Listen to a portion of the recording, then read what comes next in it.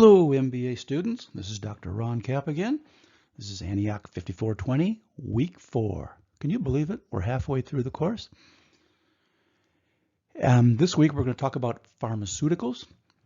As you can recall and remember, week 1 we did the system, week 2 was physicians, week 3 was hospitals. Now we're going to talk about pharmaceuticals and drugs, the modern miracles of science.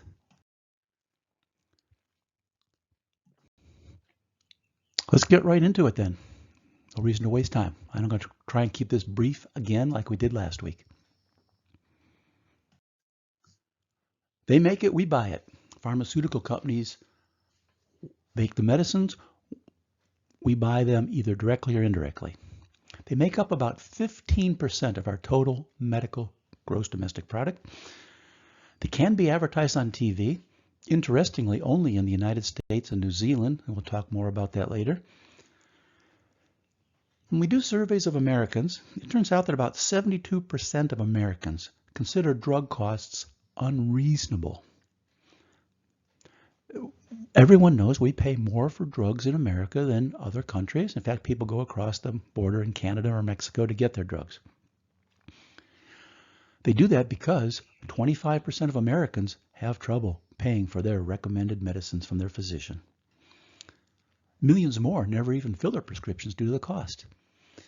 As an emergency room doctor, I'm aware of the fact that when I write a prescription, I know that many of my patients, 10, 20, 30, 40%, I'm not sure the number, immediately throw their prescriptions away. We find them in the parking lot of the emergency room in the hospital areas. And I think part of that is driven by the real key sentence on this slide. 74% of cancer drugs approved by the FDA in the past decade did not extend life by even 1 day. When I was in graduate school, one of the key principles they taught me was to read and understand the medical literature, the scientific literature. They said the real tool that I had to learn was differentiating fact from fiction. Just because something is written down in a peer-reviewed medical journal does not make it true. There's a lot of what's called junk out there, junk science, junk studies, and while they may look good, there's no statistical significance, there's no valid conclusion, and we have to differentiate that. And that's where that key sentence, FDA did not extend life by even 1 day. And yet that's 3/4 of all cancer drugs that have been approved. We'll talk more about that in a minute. Right now I want to enter the next slide, which is called the complexity slide. Yeah, medicine is complex. I think you're getting that impression already with the physicians and the hospital systems that we talked about in the last several weeks. The pharmaceutical industry is even more complex, and it's more contentious and more debatable. Everyone has an opinion about medicines, drugs, whether they're good or bad. Now, as a practicing clinician, I believe medicines are good. I'm trained in the allopathic method. However, there's a lot of problems with the medicines too, and that's what we're going to unravel a little bit more today. The Pharmaceutical Research and Manufacturers of America is the most powerful trade group for drugs. The most powerful in all of medicine, of course, is the AMA, the American Medical Association, and you know when they were founded.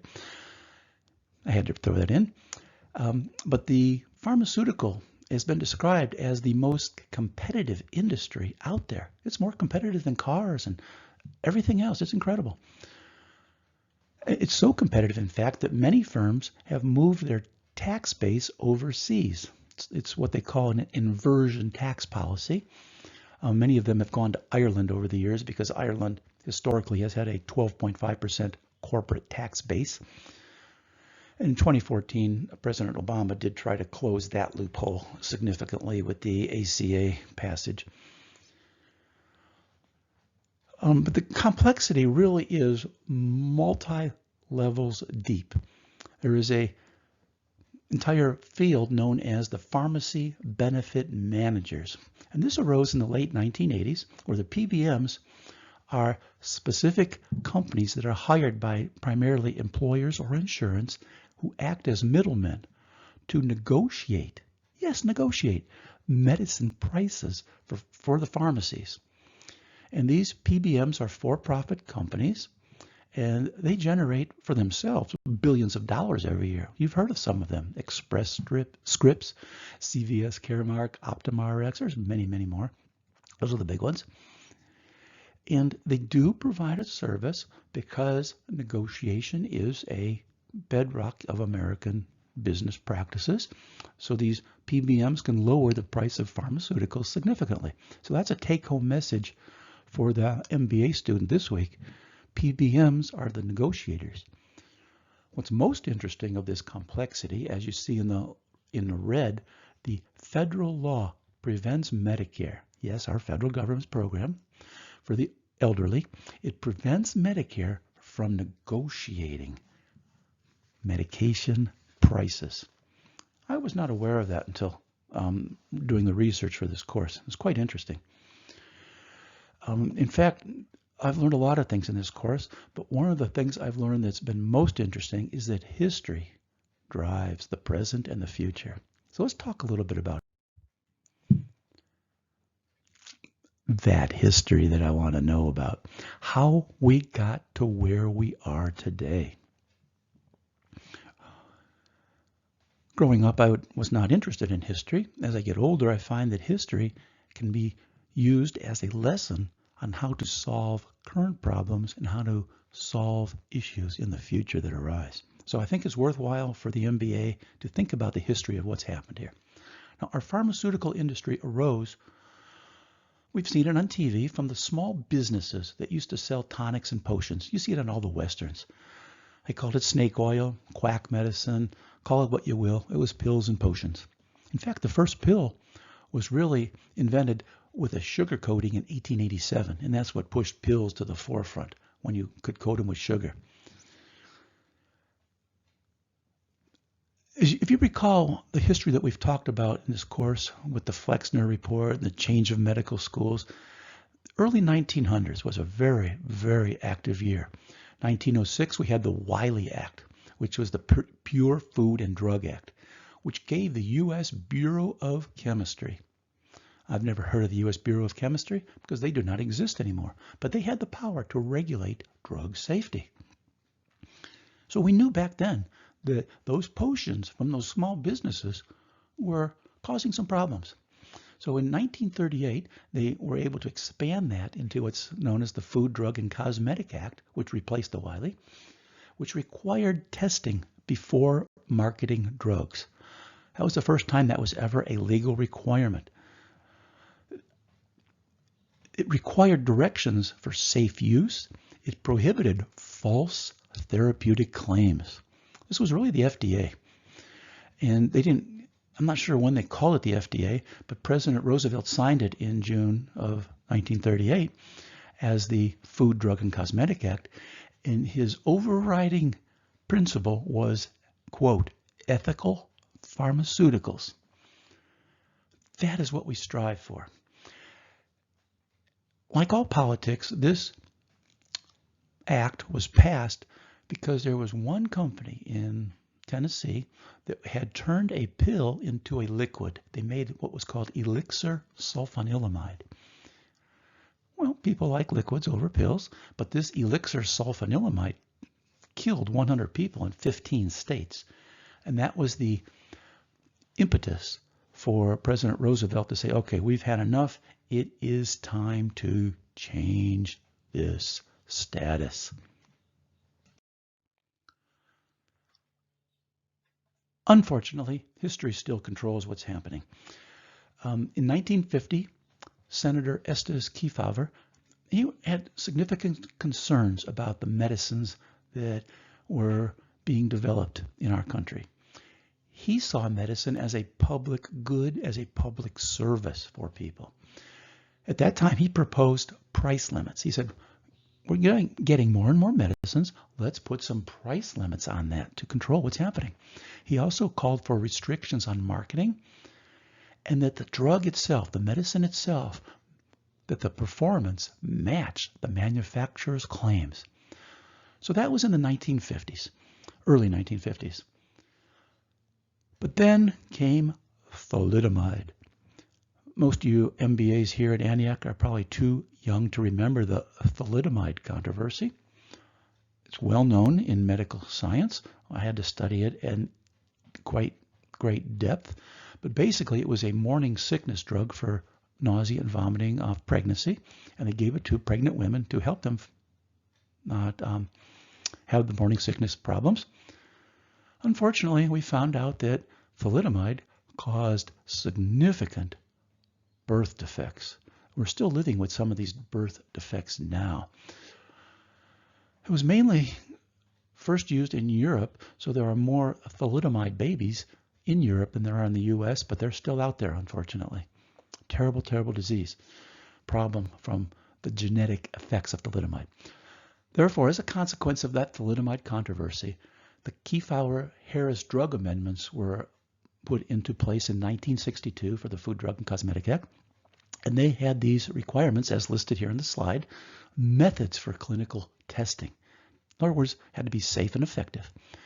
They enforced a strictly quantitative approach. Had to be measured, had to be measurable. You couldn't just say, oh, it works. Show me the numbers of why it works. It gave the FDA authority to approve, postpone, or reject new drugs within a 2-month period. And of course, back then, concerns about costs really vanished because medicines in the 1960s were very, very cheap. We'll see how some of these historical perspectives have come to haunt us in the more modern era. In fact, the mistakes of 1962 can be related to these 3 areas right here that still haunt us today. The medication costs. The cost effectiveness, in other words, how effective is that medicine for the disease entity we're treating? And of course, comparative utility. They did not address that of 1962 either. Comparative utility means, are there other therapies that are just as or more effective than the new medicine that you want to now sell to the public? These areas were not addressed, and we're going to talk about an area in medicine in 2021 that relates to these exact 3 concerns that were mistakes of 1962.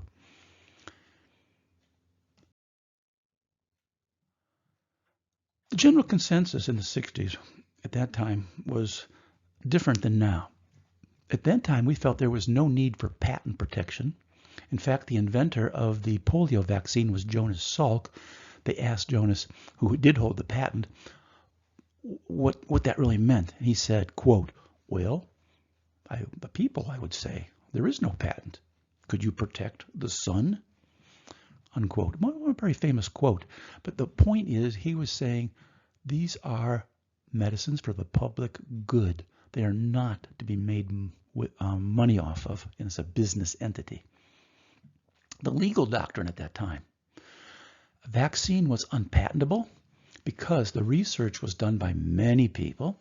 It was done at universities or sometimes private companies, but primarily with public funding. And at that time for the polio, millions of donations to the March of Dimes. Well, business being business, things changed.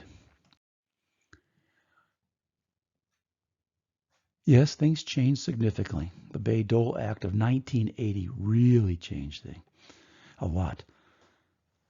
Previously, we had had a long-standing history of one drug, one patent, and that just totally evaporated. This act of 1980 permitted scientists, universities, and companies of profit to obtain patents on products that evolved from their research that was done with publicly funded government sources. This was a big change. The concept of legitimate intellectual property in medicine was significantly altered. 3 areas that are most applicable to today.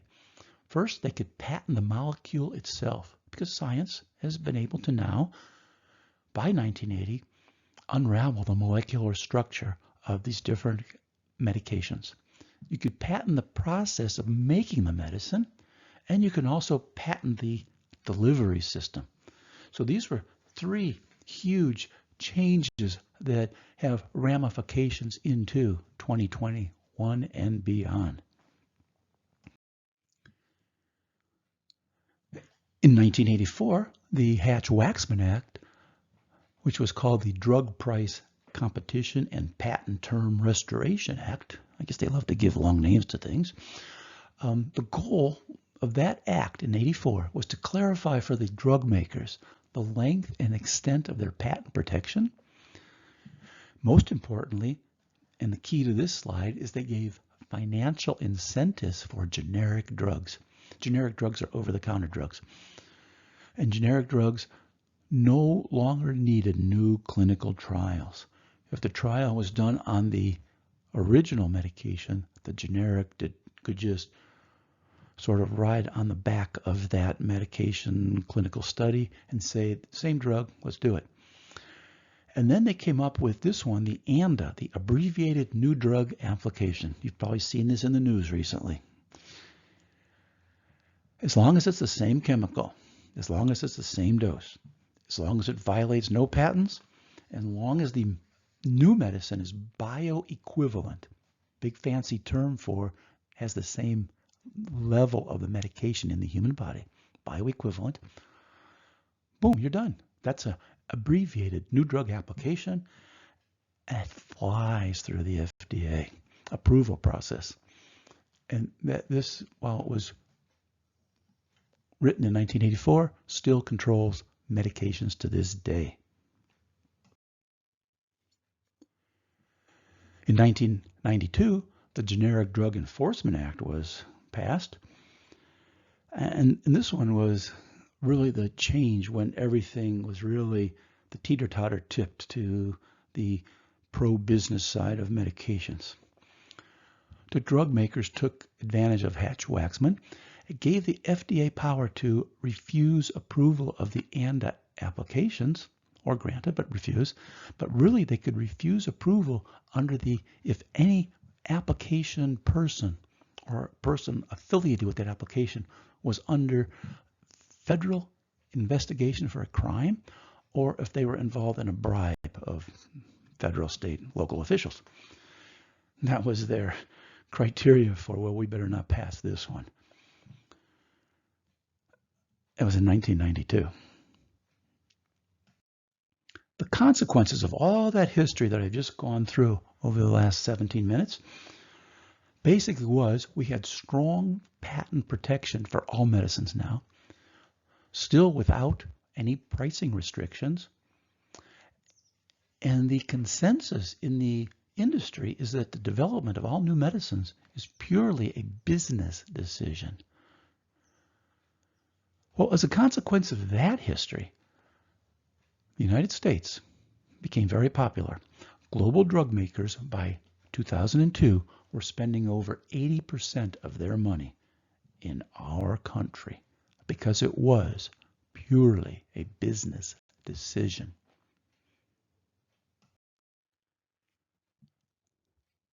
However, the early 80s changed everything. HIV, AIDS changed the world. Most MBA students are not old enough to remember the devastating consequences of HIV. It was killing people around the globe, and it was sexually transmitted. And we did not like that. I was in Europe studying then, and even Europe was afraid of this disease. At that time, vaccines cost pennies to make. We still had antibiotics that were very cheap. For example, epinephrine shots cost a few dollars. And treating virus infections, viral infections of all types, was a business non-starter. Think about it. The common cold has been with us for millennia. We've never come up with a vaccine to treat the rhinovirus or the adenoviruses of the common cold. So the reason was, well, it's hard to find that. It's something that's self-limited. It was just, nobody did it. It was a business non-starter. But HIV, AIDS, acquired immune deficiency syndrome, changed that world, changed our entire focus of how everything was developing. People were very upset and politically active in that era. In fact, people were so politically active that the FDA approved AZT. AZT was the first medicine for AIDS, HIV. It's called azithromycin, zidovudine. That's why they came up with a brand name called Retrovir. Much easier to pronounce Retrovir than azithromycin. This medicine, AZT, was discovered in 1964 as an anti-cancer medication. Wasn't used, wasn't that effective. However, when they were testing it in the 80s, they found out it killed the AIDS virus. So in March 1987, after only one human clinical trial, the FDA approved AZT for AIDS, HIV infection, and it turned that disease from a death sentence into a treatable chronic disease. Well, I would much rather have a treatable chronic disease. Unfortunately, it was also the most expensive prescription drug in history. $670 a month. Well, at that time, that was a lot of money, and people couldn't believe that we would take advantage of insurance companies or people that didn't have insurance with that pricing. But as you recall, one of the mistakes of 1962, we had no pricing controls.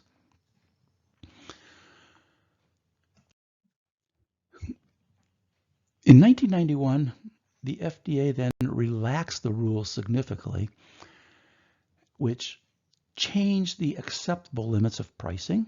They altered the approval process, and most importantly of all, they allowed surrogate markers. Now, a surrogate marker is just what it says. It's a blood marker only. For example, for the HIV/AIDS infection, it was the CD4 immune cells. For my specialty, Alzheimer's, it's beta amyloid, the protein in the brain. Measure that one. And they created the accelerated approval process, which gave faster approval, less research was needed, and they used the term likely to benefit. Not the term will benefit, but we believe it's likely to benefit. And that was in 1991. And we'll see how that impacts 2021 in a minute. New rules, more medicines. The new rules said we could now compare any new medications versus placebo. Placebo is a control group, but not against other approved medicines. So when you read peer-reviewed literature now, it's often a medicine versus placebo, doing nothing, just leaving it alone. Another part of the rule was once a medication is approved, it can be used by a physician as that individual physician sees fit. It's called off-label use. So you have to know the term off-label use.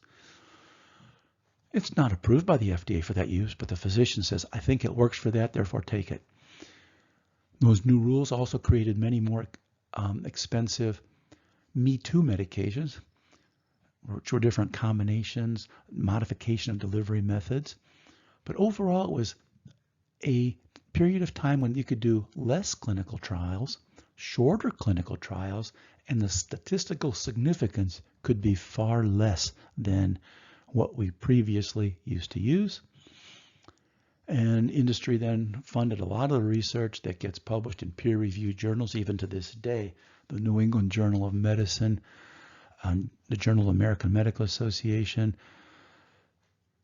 all the major medical journals, Lancet, all use industry-funded research. Again, we go back to the 50-50 rule. How much can you believe fact versus fiction? And it's harder for the MBA to understand it. It's even hard for the scientists and physicians like myself to often understand what's going on when we read these papers. They're very, very convoluted scientific peer-reviewed papers. So let's fast forward to 2021. Yeah. FDA in 2021 approved a new Alzheimer's medicine. It's the first disease medicine they've approved in decades. Aducanumab, the trade name is called Aduhelm. It's made by a company called Biogen. Biogen is in Cambridge, Massachusetts from 1978 and have now 8,000 people. This medication was approved without proper clinical trials, and the trials were stopped prematurely. Biogen used a surrogate marker called beta amyloid. This is the protein that is normally protective in the human brain between synapses. But if it builds up too much, then you will develop Alzheimer's type dementia.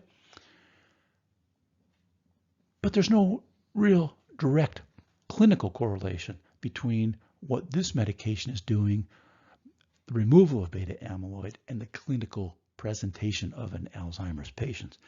And most importantly, the FDA used the term, again, quote, likely to help. Unfortunately, this medication does not change the clinical course of Alzheimer's.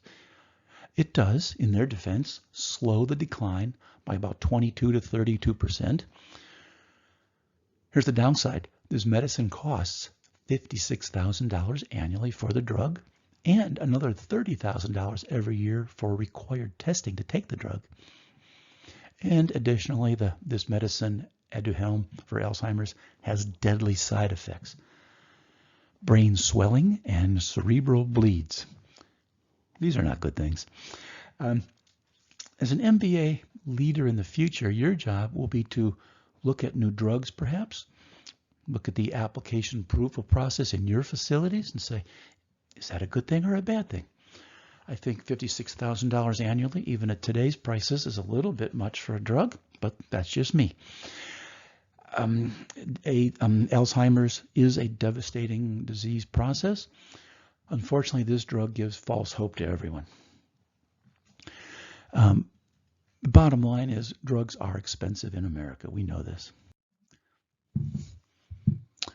In fact, medicines are so expensive in America that it's a tremendous debate. This is called the big debate, the pro versus con.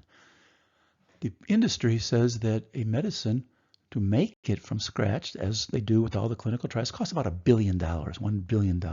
All the research and development costs, clinical trial costs, FDA approval process, market testing, advertising, promotion, first to market.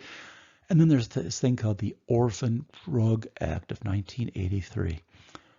An orphan disease process is any disease process that's rare, typically less than 200,000 people. The rarest disease known is one called ribose 5-phosphate isomerase deficiency. You've never heard of this. It's called RPI. There's one person in the entire world that has this disease. So because of those and several other, I guess, esoteric reasons, the drug industry, medication industry, pharmaceutical industry, says that it costs about $1 billion to bring a drug to market. However, on the other side of the most contentious debate of all in medicine, Harvard study shows that it only costs between $43 million and $125 million. Big difference to bring a drug to market. Reason being, medications are often funded by government NIH grants. Universities get many grants. Often the clinical studies are done by volunteers. Legal and patent costs are really business plays by the pharmaceutical companies themselves. They're not required to bring a drug to market. And the public relation costs, for example, the 2021 drug for Alzheimer's is huge. That's not really required. So I don't want to take sides pro versus con. I'm just laying out the debate is most contentious, and it's something that the MBA could study in depth for an entire career, really. Another very contentious area of pharmaceutical is direct-to-consumer marketing. As I mentioned earlier, only the United States and New Zealand has this, TV and digital now.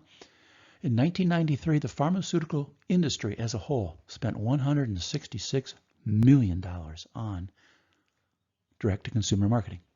By the year 2020, they were up to over $6 billion. Now that makes up over 40% of the total pharmaceutical advertising that's done, direct to consumer. I get patients all the time coming into the ER asking about a drug. If I didn't watch TV that month, I don't know what they're talking about. I have to go look it up. This is so contentious, it has gone to the U.S. Supreme Court, and it's protected by the free speech amendment of our Constitution. So it's hard to argue against free speech. Again, a very debatable and contentious area. I'll give you an example now. One of the most interesting examples was the Vioxx example. It's a very painful lesson. Vioxx, V-I-O-X-X. It was a medication in the year 2000. Merck is a drug company. They introduced this pain medicine after all their typical work. FDA approved it. Merck that year 2000, spent $160 million on direct-to-consumer marketing. That year alone, sales exceeded $1.5 billion with 25 million patient prescriptions. It was very popular. Everyone was coming into the ER asking for Vioxx prescriptions because it helped their pain, their osteoarthritis pain, their back pain. We were using it for headache. We use it for everything. Great medicine.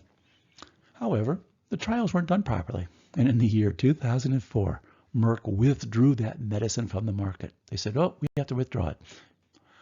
They were forced to by the FDA.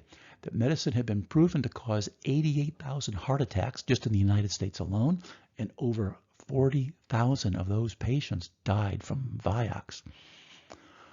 Well, guess what? Merck knew about that ahead of time, before year 2000, and they did pay a criminal fine of $950 million.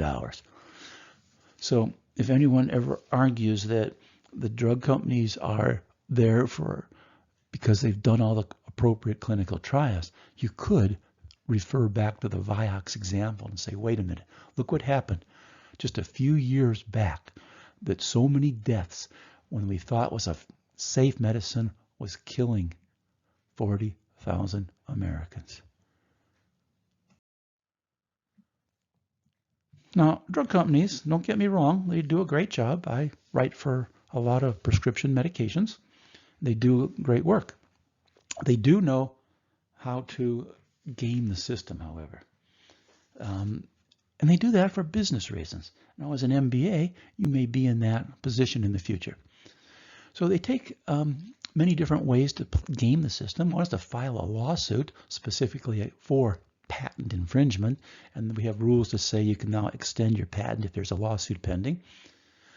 Companies take advantage of FDA blind spots because sprays, lotions, creams have other rules compared to pills. You can also develop an OTC product, over-the-counter OTC, over-the-counter pill product of the same medication. And a unique feature of U.S. law says that a medicine cannot be both a prescription and an OTC product. You can modify the delivery method, as we mentioned before, from oral, aerosol, sublingual, IV, topical cream, even suppositories. Or you can develop a combination medicine. 2 meds in one. Very common, very common. Good game to play. Another ploy is the generic game. I took this out of Wikipedia.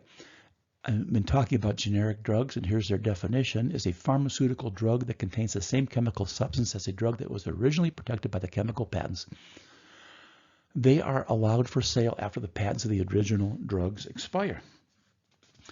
And guess what? I have news for everybody.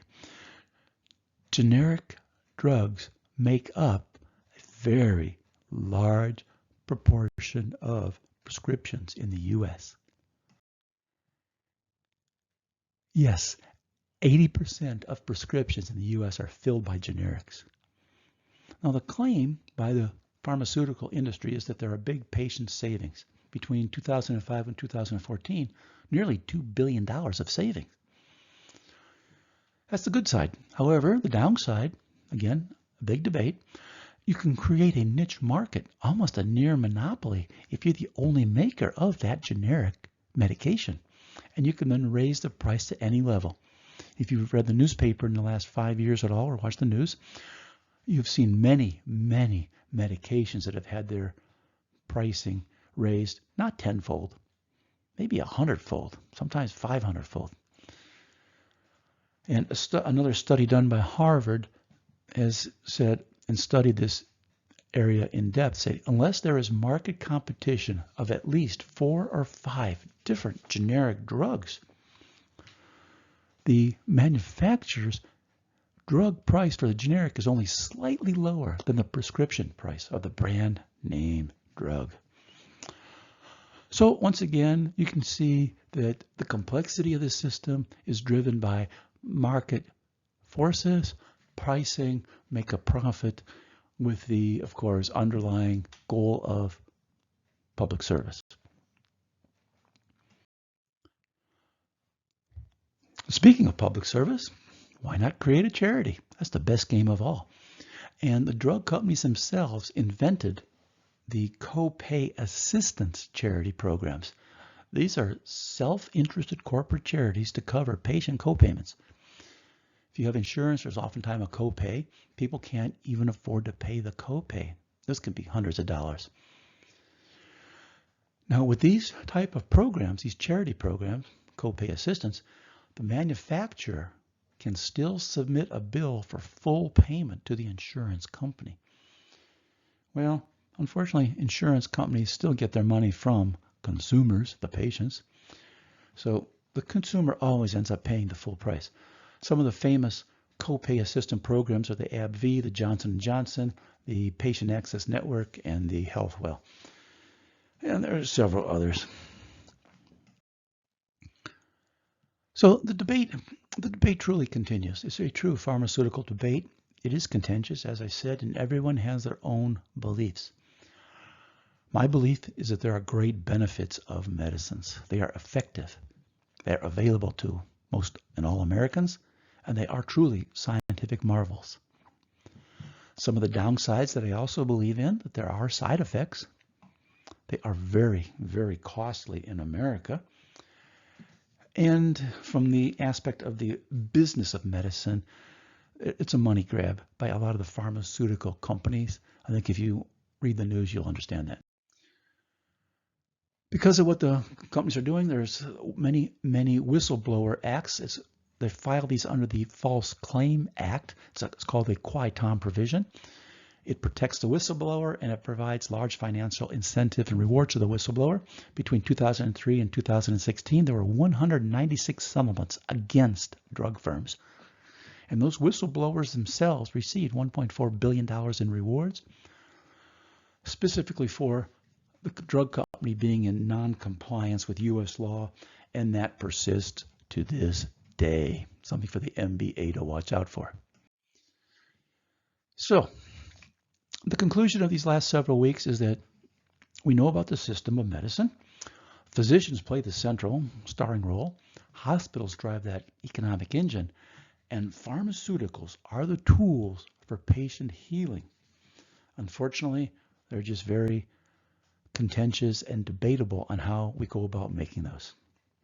So that's your introduction to pharmaceuticals for week 4. My name is Dr. Ron Kapp here at Antioch University. And let's get started this week. That's the end of this PowerPoint presentation. Bye.